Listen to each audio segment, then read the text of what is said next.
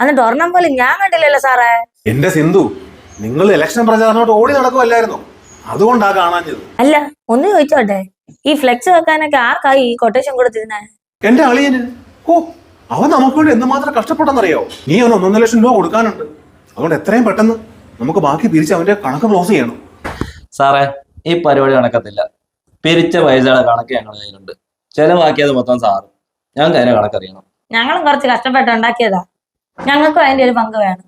ഓ, അപ്പൊ നിങ്ങൾക്ക് എന്നെ വിശ്വാസമില്ല അല്ലേ? ഇല്ല, തീരെ വിശ്വാസമില്ല, പ്രത്യേകിച്ച് കാശിന്റെ കാര്യത്തിൽ. എന്തായാലും കണക്കൊക്കെ നമുക്ക് പിന്നീട് അവതരിപ്പിക്കാം.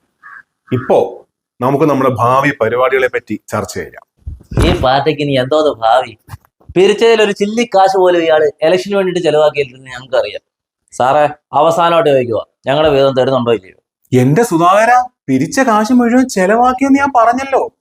പിന്നെ ഞാൻ എവിടുന്ന് എടുത്ത് തരാനാ? താനും തന്നെ നശിച്ചൊരു പാർട്ടി ഞാനിതിനകത്തുനിന്ന് രാജിവെച്ച് താൻ ഒറ്റയ്ക്ക് അങ്ങ് ഉണ്ടാക്കി വെച്ചാൽ മതി. സിന്ധു, എന്തോ പ്ലാന്? ഞാൻ എപ്പോഴേ രാജിവെച്ച്.